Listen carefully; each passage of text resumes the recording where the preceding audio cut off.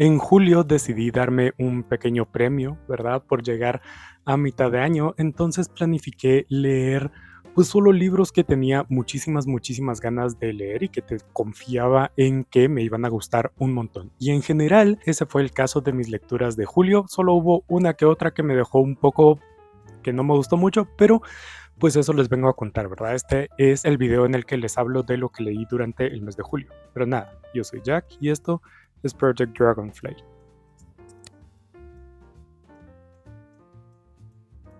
Pero bueno, entonces, como les dije, este es el video en el que les hablo en resumen de lo que leí durante el mes de julio.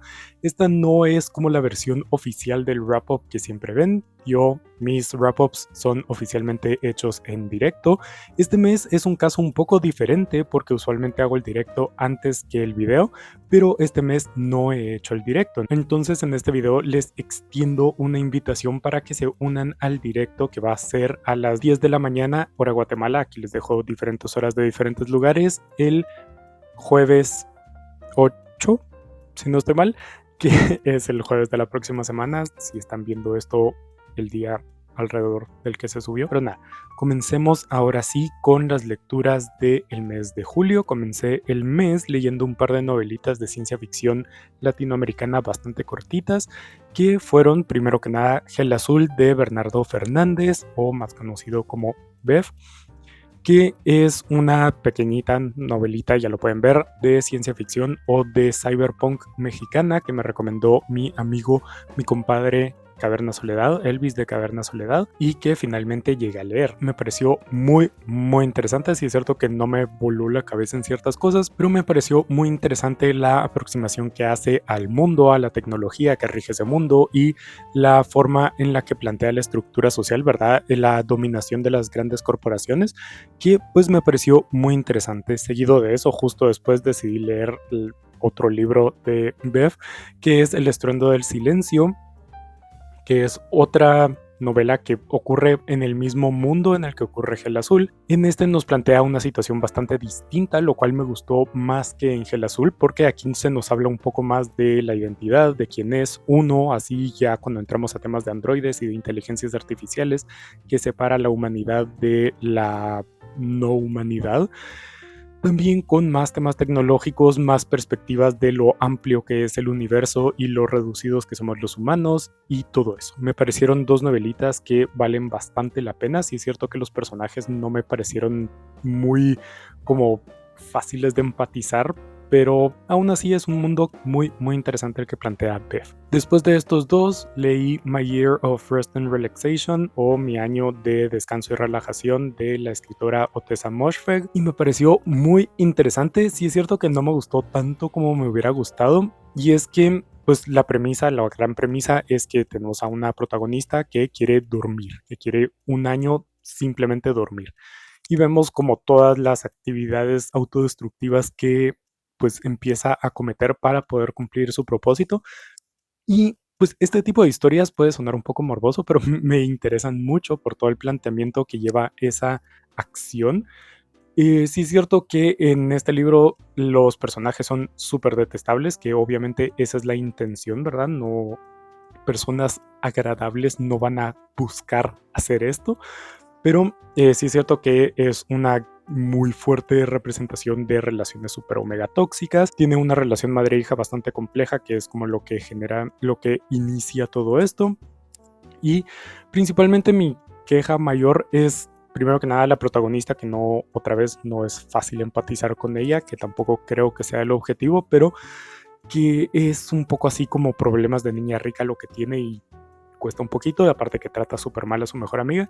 Y lo principal es que a la mitad del libro más o menos es muy lento, entonces se queda muy metido en cosas que son un poco, que al menos yo siento un poco irrelevantes y que no avanzan la trama, entonces se vuelve un poquito lento.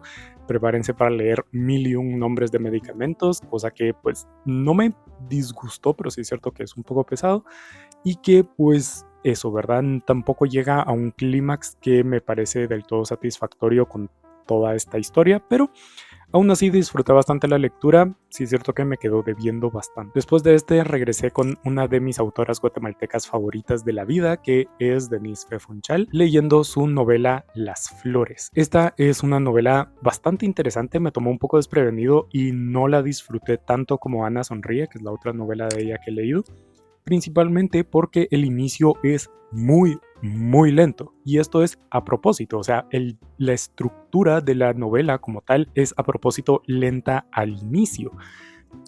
A mí se me hizo un poquito cuesta arriba por estas largas descripciones muy peliculescas, muy de ir describiendo cada detalle para crearte una imagen mental perfecta de lo que está sucediendo, pero el problema es que no está sucediendo nada. Pero como digo, esto es deliberado. Entonces, a partir de ahí, pues poco a poco la historia va agarrando más velocidad cada vez hasta terminar con una cosa muy caótica, muy frenética, girando todo alrededor del tema de como las clases altas, de las clases de sociedad, las élites sociales en la época, hablando principalmente del rol de las mujeres, ¿verdad? Y cómo se usaron y hasta cierto punto se siguen usando como moneda de cambio política, y pues toda la opresión y todo el control que eso conlleva. También hablando de las pulsaciones, de los deseos del cuerpo, que me pareció una novela súper fascinante cómo llega a desarrollarse. Sí es cierto que, como digo, el inicio me pareció un poco muy pesado. Después de ese leí no decepción, porque no tenía muchas esperanzas de este libro, pero el peor libro del mes, que fue esta pequeña colección de cuentos que es Al borde de la locura, del escritor guatemalteco Lázaro Wolf Piedrasanta. Parece inevitable que mis peores lecturas del año siempre son guatemaltecos, y les juro que en Guatemala tenemos muy buenos escritores, pero también, como en el resto del mundo, también se publica mucha basura y pues, ¿qué se le va a hacer? La cosa es que esta es una pequeña colección de cuentos que no dicen absolutamente nada. No es que estén mal escritos, no es como que el libro me haya parecido directamente malo, solo fue directamente decepcionante porque no dicen nada. O sea, son cuentos completamente irrelevantes, completamente inconsecuentes, que no aportan absolutamente nada al lector, cosa que es para mí un pecado, que pues eso, ¿verdad? Con un estilo súper amateur, que es literalmente de escritor principiante, ni siquiera de principiante primera publicación, sino principiante estudiante de colegio haciendo un cuento por obligación, por tarea, que es que me pareció fatal, terriblemente decepcionante. No hay ningún cuento que me haya parecido decente. El único más o menos curioso es el que le da el título al libro, pero que ni siquiera es realmente algo fuerte como para justificar el Al borde de la locura. Eso es simplemente un juego de escritor pretencioso creyéndose o queriendo ser un poeta maldito y lo que sea. Si tienen la oportunidad de leer no lo lean, no pierdan su tiempo. Después de esa gran decepción, pasé a pues un lugar de confort, un lugar donde sabía que iba a disfrutar el libro, porque la primera parte de esta trilogía me gustó un montón, y es Marte Verde, la segunda parte de la trilogía de Marte de Kim Stanley Robinson. Esta para mí se está convirtiendo en el pico de la ciencia ficción. Llevo estos 2 libros de la trilogía y ya me parece la mejor trilogía de ciencia ficción que he leído en mi vida, la mejor saga, la mejor historia que he leído en mi vida.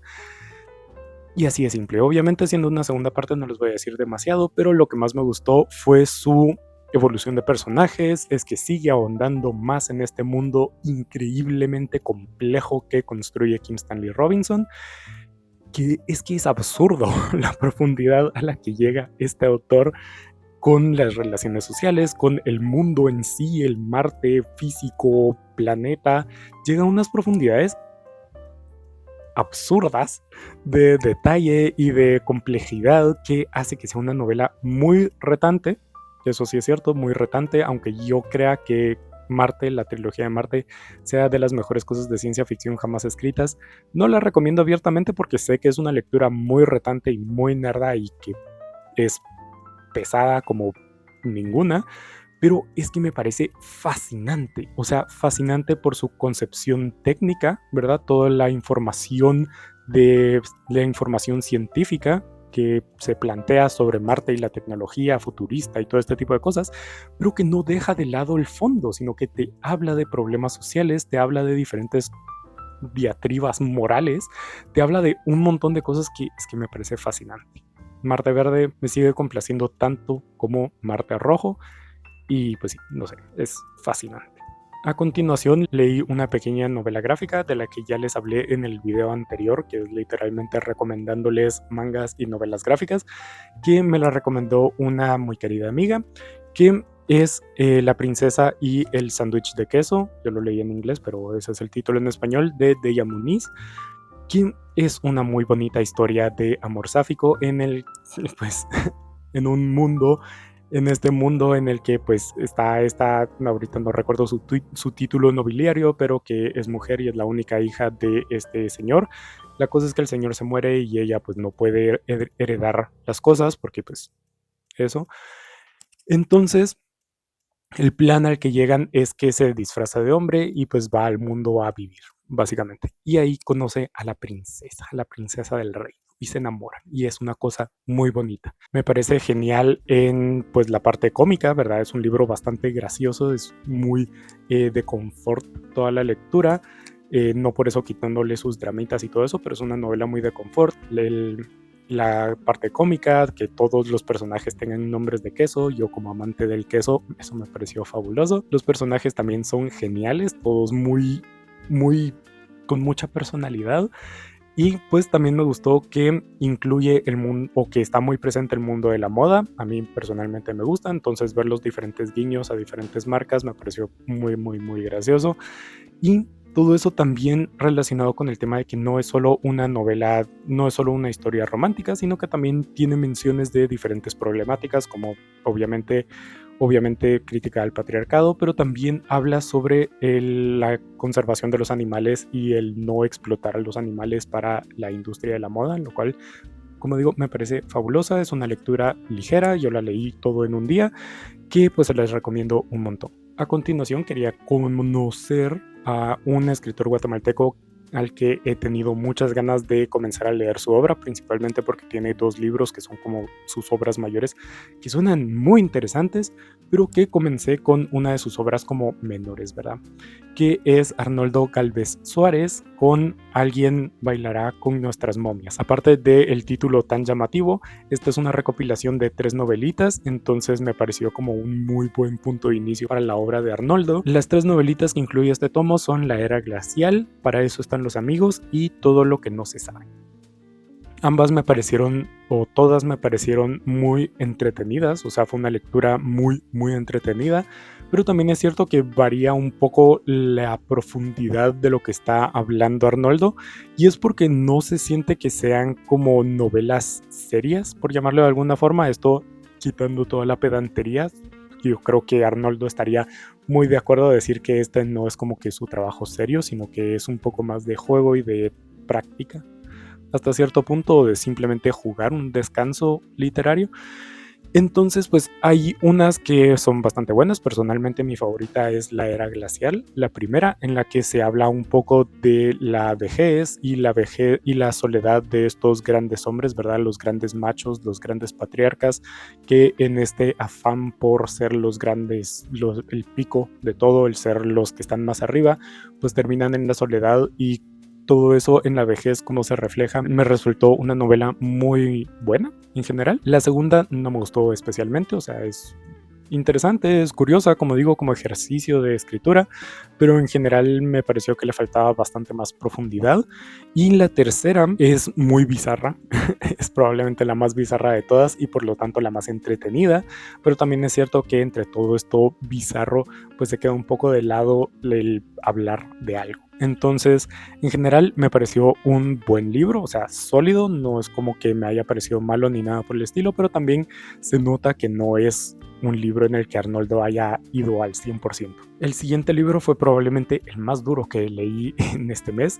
Este 2024 han sido unas lecturas muy duras, no sé qué diablos, pero han estado siendo unas lecturas muy duras como a lo largo de todo el año, y en julio la que se lleva esa corona fue Cockroaches, de la escritora ¿De dónde es esta mujer? De la escritora de Ruanda, Scholastica Mukasonga, que es muy importante hablar del país. No sé cómo se me pudo haber olvidado porque es el tema central de este libro, que no es una novela como tal, es un memoir, es decir, no ficción. Todo esto pasó en la realidad, que se centra alrededor del genocidio Tutsi en Ruanda en la década de los 1990, con todo el apartheid, toda la discriminación y todo el comienzo a las hostilidades que se fueron dando desde los 60, casi que.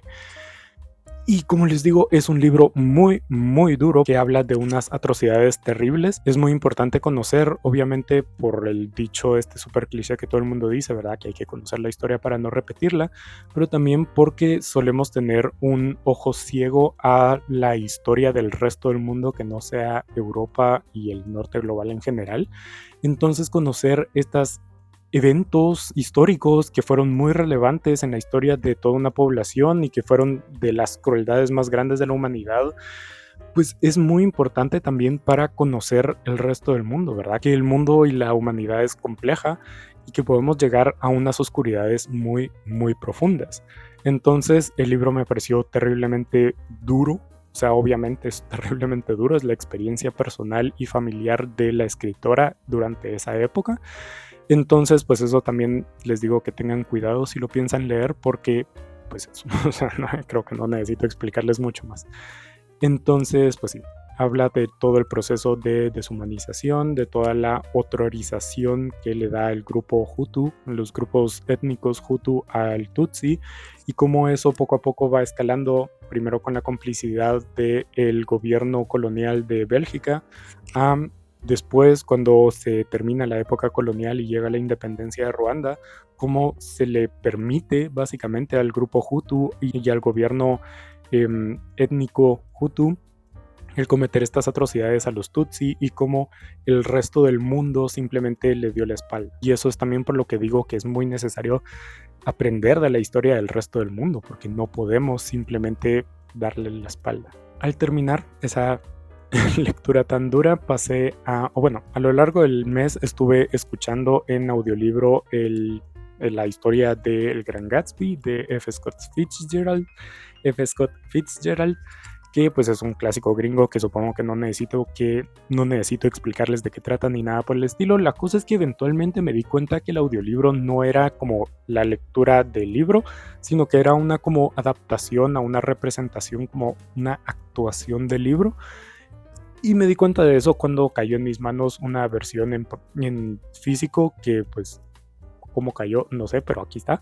Entonces, cuando me di cuenta decidí dejar el audiolibro y quedarme leyéndolo en físico, cosa que pues cambió mucho la dinámica porque no me estaba pareciendo que la historia de Gatsby y de el otro señor que olvidé el nombre del protagonista no me estaba pareciendo nada interesante y estaba con la idea de que como diablos esto es uno de los grandes clásicos norteamericanos. La cosa es que cuando ya lo comencé a leer como tal, la historia como tal, pues me di cuenta que la prosa es muy bonita. Eso sí, no agarra mucha profundidad en cuanto a la temática de la historia, en cuanto al fondo de la historia, al menos en mi opinión. Sí es cierto que, como digo, esto no es como una recepción ideal de la historia, porque como digo, leí mitad en un medio incompleto y la otra mitad ya en uno como real. Entonces, pues no tomen muy en cuenta mi opinión, pero tampoco me pareció que fuera una novela muy profunda y que se mereciera el estatus de ser una de las grandes novelas de los Estados Unidos. O sea, entiendo como toda esta discusión sobre la banalidad de las riquezas y de como esta vida inauténtica que se vive y todo este tipo de cosas, pero pues es que aparte de eso no me dio mucho más. Entonces, pues probablemente lo vaya a estar releyendo ahora sí completo en físico, no por el momento, sino que en un futuro, porque pues considero que merece la pena eso, pero también tengo la sensación de que esta, aunque se considera una de las mejores novelas de los Estados Unidos, no creo ni siquiera que sea la mejor novela de Fitzgerald. Es uno de esos libros que deja la sensación de que aunque sea el más aclamado, no es definitivamente el mejor. Entonces, pues tal vez lea más de Fitzgerald. Ya vamos a el último puñado de libros. El siguiente lo leí por la iniciativa de Un Peruano en Julio, de Claudia, del canal Mis Ganas de Leer. Es una iniciativa para promover la lectura de la literatura peruana, lo cual me parece fantástico. Entonces pues decidí leer este libro que recomendó mi amiga Maggie del canal Bitácora de Libros el año pasado, si no estoy mal, que es Monólogo desde las tinieblas del escritor Antonio Gálvez Roncero. Y me pareció una lectura muy interesante. Es una recopilación de cuentos, aunque yo no precisamente lo llamaría así, obviamente técnicamente es, pero a mí me pareció casi que cuadros de una sociedad. En todos los relatos pues seguimos a la comunidad afroperuana. Ahí se van creando diferentes historias bastante cómicas, varias, jugando mucho con el habla de la comunidad afroperuana, que eso fue probablemente de lo que más me gustó, porque si me conocen sabrán que a mí me fascinan los libros que muestran la forma de hablar de un grupo específico. Es una lectura que incluso recomiendo hacer en voz alta, ¿verdad? Para uno escucharse pronunciándolo. También me pareció muy bonito la forma en la que se plantean las historias, ¿verdad? Hay mucho juego con diferentes temas del folclore o la forma de ver el mundo de esta comunidad, lo cual me pareció genial. Hay un par de cuentos que me recordaron mucho a mi querido Luis de León, que eso en esta casa siempre es algo fabuloso. Sí es cierto que pues hubieron ciertos cuentos que no entendí, o sea, no entendí cuál era ya sea el punchline de la broma o de la historia cómica de la gracia. No lo terminé de entender y hubo otros que simplemente no entendí, pero eso es puramente pues diferencia del contexto, ¿verdad? Pero aún así todas valen mucho la pena. Las últimas dos novelas que les vengo a hablar son, primero, Jazz, de la escritora norteamericana Toni Morrison, una escritora que estoy amando cada vez que leo. Este es mi tercer libro leído de ella y me gustó un montón. Este lo leí más o menos por el reto de lectura que tengo este año, que les hablé en el video de 24 libros para 2024 y actualizado en otros 24 libros para 2024. La cosa es que uno de mis retos era leer la trilogía de Beloved de Toni Morrison y pues esta es la segunda entrega. Esta trilogía no es una trilogía como tal, o sea, no comparten personajes, no comparten trama, no comparten nada.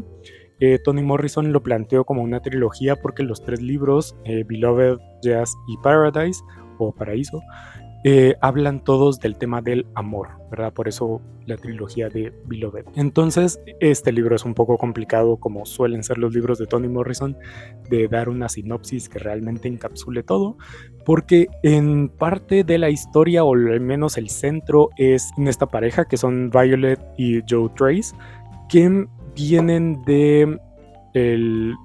de Ohio, si no estoy mal, o de Virginia, se mudan a Harlem, en Nueva York. Entonces, pues a partir de ahí, pues todo gira alrededor de un evento así como muy fuerte que es primero que nada el asesinato a manos de Joe Trace de esta joven, y eventualmente en el funeral de la joven, pues que Violet llega y la apuñala el cadáver. Entonces esto pasa en la primera página, o se dice en la primera página, no les estoy spoilando nada, y alrededor de eso surge toda la historia, ¿verdad? ¿Quién es Violet? ¿Quién es Joe Trace? ¿Quién es la joven? ¿Por qué diablos pasó lo que pasó? Y a partir de ahí se va expandiendo, como suelen ser las novelas de Toni Morrison, a diferentes personajes contando sus historias individuales, que todo eso se une para hacer como un entramado de la sociedad desde la perspectiva negra de los Estados Unidos en ese momento. Toni Morrison escribe súper genial. Sí es cierto que tengo mis dudas en cuanto a la traducción de este libro, pero no sé. Pero es innegable que Toni Morrison escribe genial y pues habla, como siempre, de un montón de cosas, de la desigualdad, de el Ku Klux Klan, y habla de las vulnerabilidades de la población negra, y habla de el amor, ¿verdad? Mucho se centra, como es el tema de la trilogía, en el amor, en diferentes formas de amor y de amarse, y de cómo el amor puede ser violento, si seguimos considerando eso amor, cómo puede ser negativo, convirtiéndose en una obsesión, o cómo puede ser... cómo puede renacer, o cómo puede muchísimas cosas. Entonces, aunque no me pareció el mejor libro de Toni Morrison que he leído, de hecho me parece el peorcito, aunque aún así la métrica sigue estando bastante alta porque es un muy buen libro. Aún así me parece una excelente lectura. Es cierto que en mi perspectiva es un poquito demasiado disperso. Suelen ser los libros de Toni Morrison muy dispersos, pero este es un poco más. Y que siento que aunque habla de un montón de temas, no va a tantísima profundidad sobre uno en específico como en otros libros, entonces eso acrecienta más la sensación de que es muy disperso. Y la última novela de la que les voy a estar hablando es Wild Thorns, o creo que en español se tradujo a El Cactus o algo así, de la escritora palestina Sahar Khalife, que les dejo abajo en la descripción links de donación a diferentes grupos de ayuda humanitaria para Palestina, ya sea la Luna Creciente Roja, OM, la UNRWA, etcétera, etcétera. Para donar, si pueden o si quieren, si tienen la posibilidad, por favor, donen. Y este libro de Sahar Khalife me pareció fabuloso. Es un intento que respeto muchísimo de aproximarse a la pregunta de cuál es una respuesta apropiada frente a la ocupación. ¿Qué deberían hacer los palestinos en la situación en la que están? ¿Cómo deberían lidiar con los constantes abusos, con el robo de su tierra? ¿Qué deberían hacer? ¿Deberían buscar solo coexistir? Decir, bueno, ya nos invadieron, vivamos como podamos. ¿Deberían subyugarse? ¿Deberían irse? ¿Deberían luchar? ¿Deberían solo resistir? ¿Una resistencia pasiva o una resistencia activa? Que esto no es una pregunta fácil de hacerse, primero que nada, y muchísimo menos de responder. Y lo que más me gustó de este libro es que Khalife no impone una respuesta, sino que te plantea a través de diferentes personajes las diferentes perspectivas, pero no te impone una específica de decir esta es la que debería ser, porque al final de cuentas la respuesta no hay una respuesta, realmente es algo muy personal de cada palestino viviendo en la ocupación el que debería hacer, y definitivamente para los que no vivimos en el territorio pues no es nuestro lugar decir qué es o no aceptable.